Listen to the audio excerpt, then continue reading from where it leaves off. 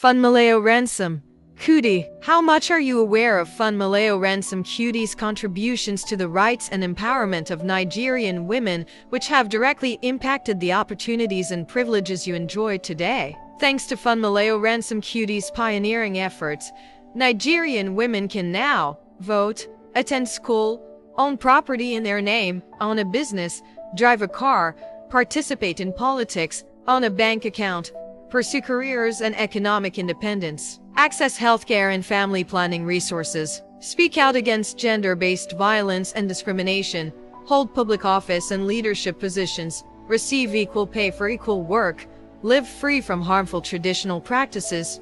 Follow the story to know how she achieved this. Funmilayo Ransome Kuti was a pioneering Nigerian activist, politician, and women's rights advocate who fearlessly challenged colonial rule and fought for independence. She was born in 1900, in the midst of British colonial rule, and refused to be silenced or oppressed, but instead became a powerful voice for Nigerian women. In 1925, she married Reverend Israel Oluwadoyin Ransome Kuti, a prominent educator, minister, and co-founder of the Nigerian Teachers Union, and together, they had 4 children, among whom the legendary Kella stood out, leaving an indelible mark on Nigerian music, politics, and culture.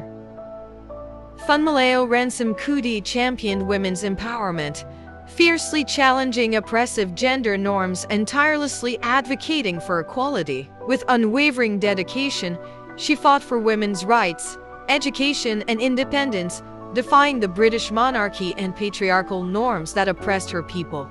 Her groundbreaking efforts led to significant policy reforms, liberating women from societal constraints. As a pioneer of feminism in Nigeria, she founded the Abeokuta Women's Union, mobilizing thousands of women to demand their rights. Her fearless activism earned her the revered title the Mother of Africa, cementing her legacy as a legendary icon of courage and justice. In 1949, she led a delegation of women to protest the oppressive tax policies imposed on market women. The British colonial authorities, intimidated by her unyielding spirit, tried to silence her, but Funmilayo remained steadfast, inspiring Nigerian women to stand up and fight back. Funmilayo Ransome Kuti's remarkable achievements include co-founding the Abeokuta Women's Union, advocating for women's education and economic independence, and fearlessly confronting colonial powers. She mobilized thousands of women against colonial rule and gender-based oppression through the union. Her leadership led to notable victories, including organizing a successful women's protest against oppressive taxes, forcing the British to repeal them, securing women's rights to own properties, participate in politics, and access education, empowering women to pursue careers, own businesses, and live independently. Additionally, she founded a literacy class for women. She was a key member of the first Nigerian political party.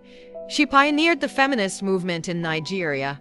She received international and national awards for her work. Funmilayo Ransome Kuti is aptly nicknamed the Lioness of Lisabi due to her fearless and formidable leadership, which echoes the legendary bravery of Lisabi, the revered hero of the Egba people. She embodied this spirit through her daring challenge against arbitrary taxation, leading her clan's women with unwavering courage, her pioneering role in the Abeokuta Women's Union 1946, defying colonial rule and patriarchal dominance, her instrumental leadership in the anti-tax protest 1949, resulting in the abdication of Oba Ademola, her tireless advocacy for Nigerian women's suffrage, leaving a lasting impact on the nation's history.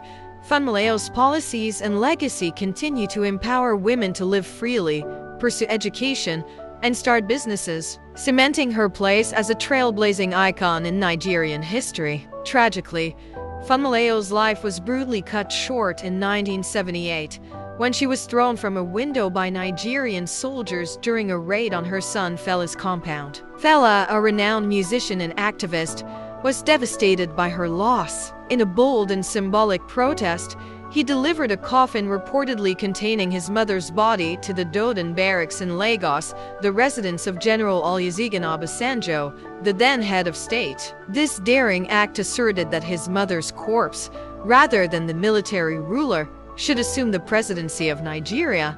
However, Fella's courageous stance was met with brutal force. As he and the mourners left the barracks, they were viciously attacked and beaten by soldiers. This heartless response only served to underscore the very injustices Funmilayo and Fella had fought against. Devastated, Fella channeled his grief into music and activism, seeking justice for his mother's death. Although the government shamefully reduced her achievements to a mere footnote in history books, acknowledging only her feat as the first Nigerian woman to drive a car, her true impact could not be diminished. Funmilayo's legacy extends far beyond that, encompassing her tireless efforts to secure women's rights, education, and economic independence. Fella's music became a rallying cry for the people, inspiring widespread protests and demands for accountability. The government, unable to silence him, tried to discredit and intimidate him, but Fella remained steadfast, ensuring his mother's legacy lived on. Through her family's unwavering dedication, her legacy extends far beyond her own lifetime.